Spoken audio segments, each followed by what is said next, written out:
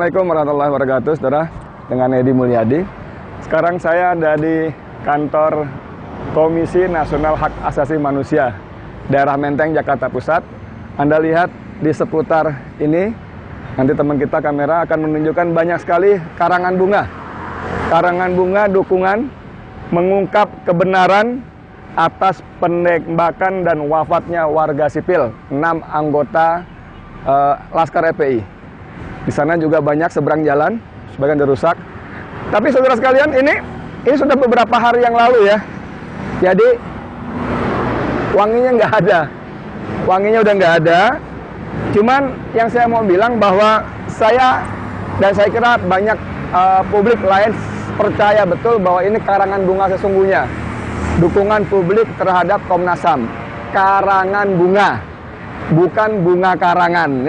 Beda ketika misalnya banyak bunga karangan yang memenuhi halaman dan sekitar Polda Metro Jaya dan Kodam Jaya ketika kasus polisi dengan baliho dan sebagainya.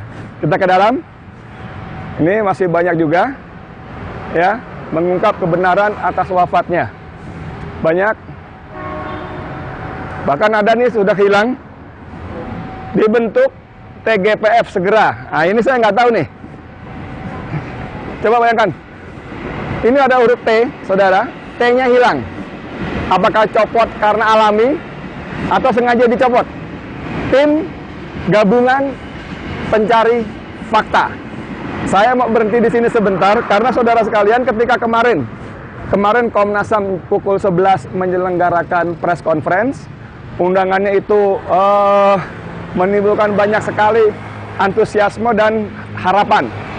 Ada harapan publik bahwa Komnas HAM akan membuka, karena di undangannya perkembangan penyelidikan. Tapi kalau itu yang Anda harapkan, saya juga termasuk yang kecewa kemarin datang, karena ternyata Komnas HAM tidak membuka apa-apa kecuali memaparkan menemukan proyektil, menemukan apalagi selongsong peluru, kemudian sudah mengambil rekaman percakapan, rekaman CCTV dan sebagainya. Ini kemarin di penjelasan resmi dari Komnas HAM. Tidak ada seperti yang diharapkan oleh publik, misalnya, benarkah 6 orang itu ditembak di lokasi? Oke, itu barangkali tidak masuk itu. Tapi dengan melihat luka-luka, luka belebam, luka bakar, kemaluan yang bengkak dan terbakar dan sebagainya, tadinya Komnas HAM publik itu berharap, ya, Komnas HAM akan mengatakan, ya, ada penyiksaan. Ternyata itu pun tidak muncul. Bahkan rumah penyiksaan, saudara, rumah penyiksaan yang muncul beberapa hari di jagat media kita, sosial kita maupun media-media online kita, pun dibantah. Baik siapa namanya, Khairul Anam maupun BK Hulung Hapsara, atau siapa lagi, kemarin satu lagi, itu membantah bahwa Komnas HAM tidak pernah menyebut-nyebut tentang rumah penyiksaan. Saudara, pagi tadi sebelum saya kemari, saya menghubungi tim lawyer 6 Laskar FPI yang terbunuh, Saudara Ajis Yanuar. Saya katakan, Bung, ini soal rumah penyiksaan bagaimana? Karena ketika saya googling, antara lain menyebut Anda sebagai narasumbernya. Tapi Bung Ajis mengatakan, oh, kalau dibaca baik-baik, saya cuma menyatakan bahwa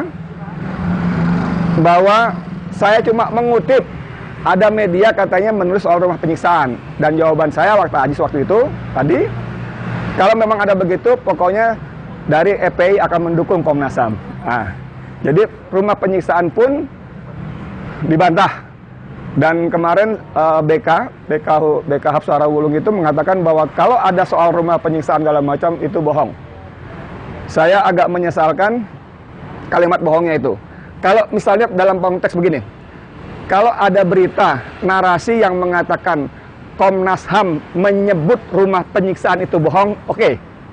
Itu bisa. Dalam arti bohong Komnas HAM pernah menyebut itu oke. Tapi tentang eksistensi keberadaan rumah penyiksaan sendiri, tentu tidak bijak kalau kita ujuk-ujuk di awal-awal mengatakan itu bohong. Karena dalam temuannya, itu Laskar yang disiksa itu ada kemaluan, mohon maaf ya, kena benda keras, bengkak itu pasti kena benda keras, ditendang atau dipukul.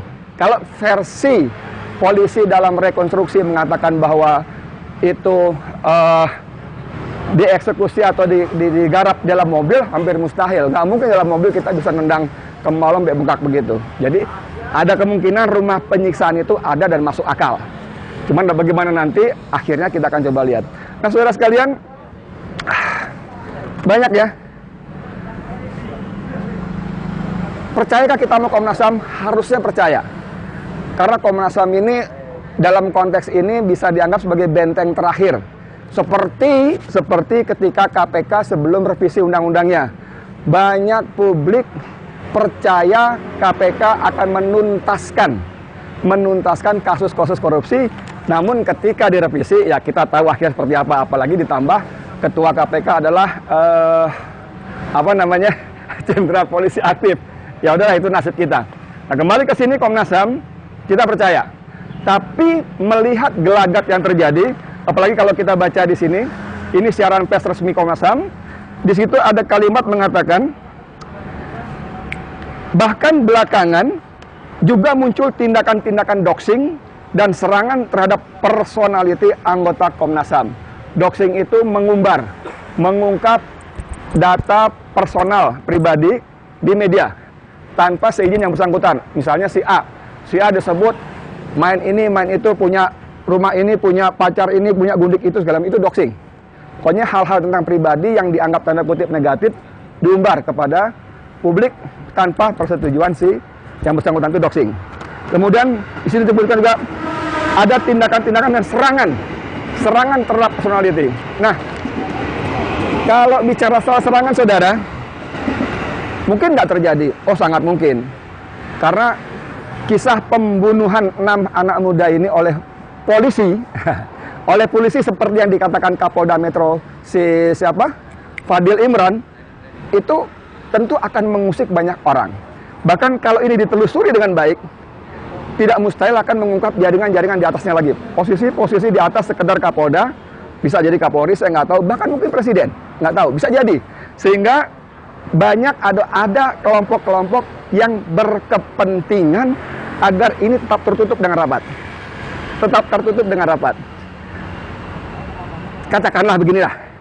Katakanlah kita berhusnuzon, berpositif thinking bahwa Komnas HAM tetap transparan, independen, berintegritas, berani menepis semua tekanan. Tapi sesuai prosedurnya katanya, seperti yang disebutkan dalam berita sebelumnya, bahwa Komnas HAM hasilnya paling banter cuma rekomendasi saja. Dan berita sebelumnya mengatakan bahwa rekomendasi itu akan dilaporkan kepada Presiden. Kita melihat pengalaman yang sudah rekomendasi Komnas HAM tentang pelanggaran HAM tidak ditindaklanjuti oleh pemerintah. Saudara sekalian, tadi saya katakan ada TGPFT-nya hilang. Saya tidak tahu apakah Komnas HAM berani menepis tekanan-tekanan, intimidasi. Karena ketika saya membuat laporan di kilometer 50, ketika saya dipanggil Bareskrim, teman-teman wartawan senior mengutip penjelasan sahabatnya yang juga mantan komisioner Komnas HAM, dia mengaku bahwa dalam menjalankan tugas-tugasnya mengungkap kebenaran seputar penegakan dan hak asasi manusia, dia mengalami banyak intimidasi, bahkan ancaman. Dalam sebuah informasi itu dia mengatakan sebaiknya Edi pergi dulu deh ke luar negeri boro-boro. Tapi itu menggambarkan bagaimana mengerikannya ancaman-ancaman. Dan pada kasus ini saya sangat percaya tidak mustahil Komnas HAM, komisionernya entah Hairul Anam atau kemarin BK atau yang lainnya lah, siapapun dia di Komnas HAM tidak mustahil akan mendapat tekanan. Nah, untuk itu saudara, kita mendorong dibentuknya tim gabungan pencari fakta. Walaupun pemerintah melalui Mahfud MD mengatakan pemerintah tidak berniat membentuk TGPF, silakan aja. Walaupun Presiden setelah diam beberapa hari, kemudian dia ngomong tentang pembantian ini, yang omongannya sungguh sangat mengecewakan, karena dia justru mengatakan masyarakat jangan semena-mena, negara tidak boleh kalah. Ini kan aneh, Mas Jokowi, Mas. Yang semena-mena itu aparat. rakyat, masyarakat nggak bisa semena-mena, nggak punya apa-apa, gila banget, nggak punya apa-apa. Jadi ucapan Anda, sampean yang mengatakan masyarakat jangan semena-mena itu kebolak-balik, Mas.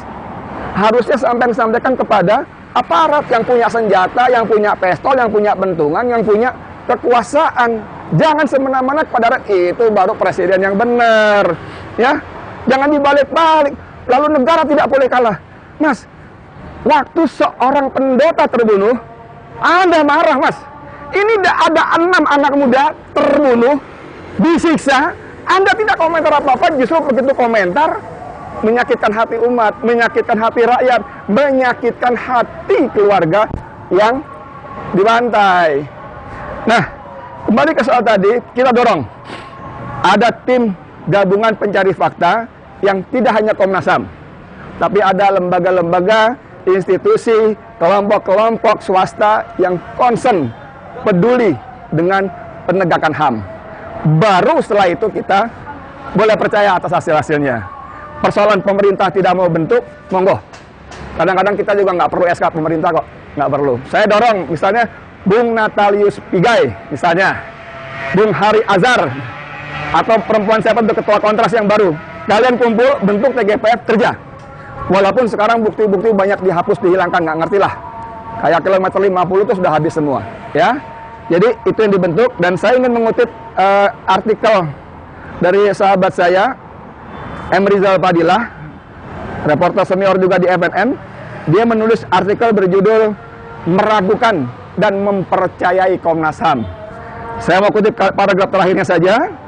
Dia mengatakan, alangkah ruginya jika menjadi unsur tak terlibat dalam perbuatan, tetapi ikut terhukum karena menyembunyikan kebenaran. Sebaliknya, pahala besar akan diberikan Allah SWT bagi mereka yang berlaku jujur dan memberi banyak manfaat bagi kehidupan orang banyak. Komnas HAM, kami ingin percaya kepada kalian. Komnas HAM, saatnya saat ini kalian menunjukkan bukti bahwa kalian bisa tetap independen, berintegritas, dan transparan. Komnas HAM, kami ingin katakan bahwa kisah ini, pembantaian 6 anak muda ini adalah momentum. Momentum yang sangat besar dan berharga bagi Komnas HAM untuk membangkitkan kepercayaan publik. Selamat bekerja, kita tunggu hasilnya. Saya, Edi Mulyadi, untuk FNN. Assalamualaikum warahmatullahi wabarakatuh.